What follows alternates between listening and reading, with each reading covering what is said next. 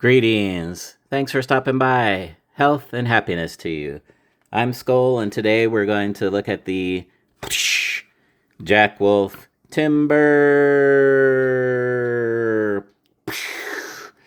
And as you can see, this is a big slip joint. Big, beefy, and thick. And we will look at all of it on this tabletop review. So first, let's look at the box it came in. It's part of the Jack Wolf Knives Steel series, which is their mid-tier line. And as you can see, I got the Blue and Maple Valley Richlite, it's called. That's what this version is. And then that's the outer sleeve of the box. And all that came inside the box was the knife. Then there's five other versions of the Timberjack. There's a red fire micarta. There's 2 ultralight versions. So it's still a timber, but it's the ultralight with a different box. Ultralight G10, so it's lighter. There's a black and a tan. So you had red fire micarta, 2 ultralights, G10, black and tan. And then there were 2 more versions that were exclusives to traditionalpocketknives.com. And those were the gold dust handle and red pearl handle. So you can go check those exclusive ones over at traditionalpocketknives.com, where they also have custom size slips to fit those exclusives. Or you can go over to jackwolfknives.com, and I know they've got brown and black custom size slips for the timber there as well. Because it's so large, the normal size slips don't fit, so they made some custom sizes available if you're a pocket slip person like I am. So here we have the Timberjack from Jack Wolf, and let's open it. That's a 6. Here's the walk and talk, and that's a 7. And then what people are saying and what this is rated at is it's a little bit hard to close here at this station. So they're saying this is a 9 out of 10. Actually, I've got the website pulled up on my tablet over here. So here's on traditionalpocketknives.com. They're showing you it's pull strength 9 out of 10. That's what people are saying. But I'm going to show you 2 techniques to help with that. So first of all, when you pick up any pocket knife, you usually just pinch. Usually 7 out of 10 is a normal rating that people like. So this is a 6 or a 7, and then you just grab it and close it. That's what you're used to. So when you hit something, a wall like a 9 out of 10, it's unusual. However, with the slightest bit of technique, 2 different techniques I'll show you, you can actually make this a 7 out of 10, just like any other normal slip joint. So first of all, I put one hand, 4 fingers on the handle, line it up with this torque screw. Now if you've got the ultralight version with G10, it doesn't have this torque screw, so you'll have to figure out another way to find your reference point. But for me, the torque screw works. I just put my hand on the torque screw, and as you can see, I'm getting all 4 fingers all the way out to the heel, maximum leverage. And then instead of just grabbing it like normal, the technique is just to go higher for more leverage. So I'm pinching higher, and I'm using the bone of my finger right there to give it the pressure above the pinch. And when I do that, it's only a 7. So use that torque screw, get my finger behind there, and then that keeps me safe away from the blade, no problem. And this is all day, all day, all day. Just pinch it higher. Now the other technique, to show you real quick, you give it a double pinch. That's the secret. You cradle it in your hands, give it a double pinch, and then you're going to push up on the heel with your hand. You're going to push as high as you can go up with your other hand, and you're holding it in the center with the double pinch near the pivot. And when you do it that way, it's also pretty easy. So you might like that technique because when you're doing it that way, your fingers are never in the path of the blade, so maybe it's a little bit safer. Also, if you're a person that likes to wipe off the fingerprints before you put it back in your slip it in your pocket just like a samurai or a knight would wipe the blood off of their sword before they put it back in the sheath. I kind of usually will use my t-shirt, or if I have a cloth, I'll just give it a quick clean and then I'll put it back in my pocket. Anyway, so by doing it that way with the double pinch cradle, you're not touching the blade, so no more fingerprints. Ready to go back into your sheath. So now let's do the specs real quick. I mentioned there was an ultralight version, so if the weight is a problem, you can go to the lighter one that's all G10, the ultralight.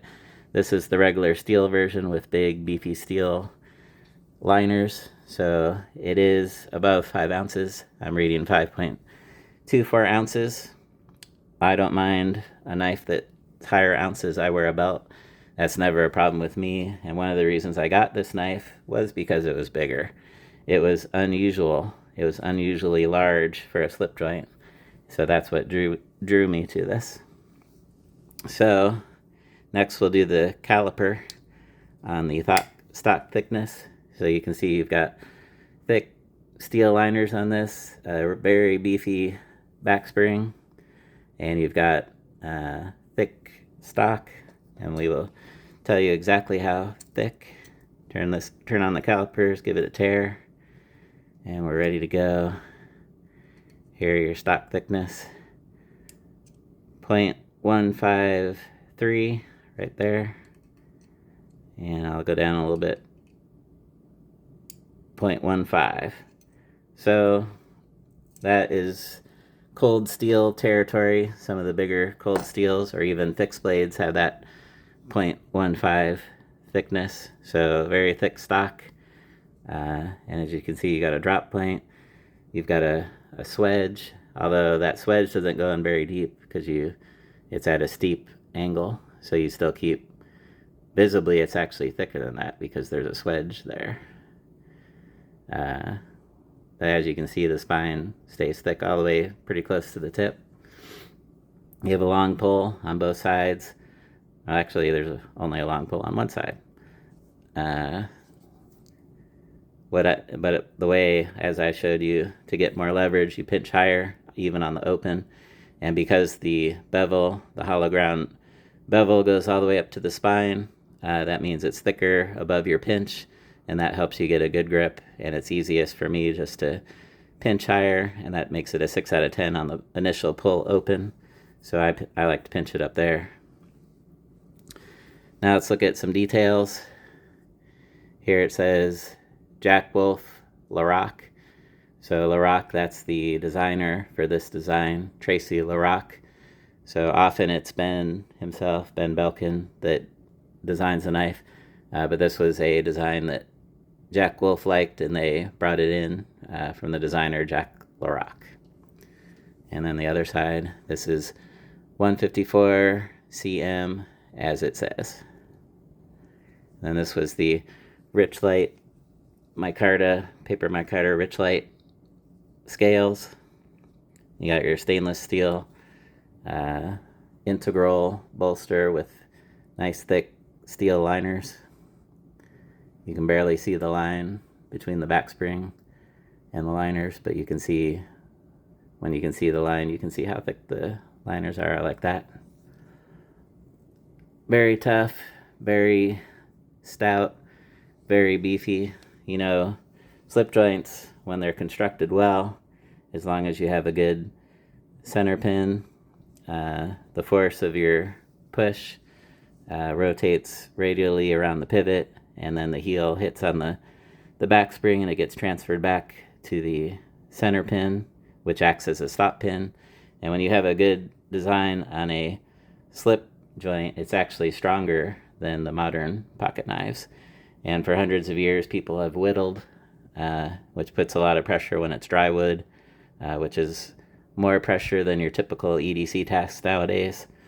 That's one of the values of slip joints. I'll have a separate video I'm working on about slip joints. I also have another video I'm working on about the physics of what happens with stop pins. That's why I'm talking about it, because I've been mulling that around in my head recently, getting ready for the video coming up on that. So subscribe now, come back later, and you can find those interesting videos after I finish them up and get them published sometime in the near future. So we did the stock thickness, 0.15 inches is very beefy. We did the weight. Let's do the measurements real quick. So this is very large for a slip joint. And your blade length slightly under 3.5, so we'll call it 3.4. And then we got 3-inch cutting edge. Your overall length just over 7.5 inches overall length, and then your handle length 4 inches. So you can go look up those stats on the website also and see if they match up, but I double checked them for you. This is a very nice, uniquely large, also part of the Jack Wolf family of knives, which is fun. So this is my third Jack Wolf. I also have videos on the Benny's clip and the Backwoods Fixed EDC if you want to go check those out. This is my third Jack Wolf now, and growing. So thanks for stopping by. Hope you enjoyed the video of the timber. Actually, I didn't do it the way I told you to do it. I just did it normal. It's not that hard. Timber, the Jack Wolf timber. And remember, always carry a knife.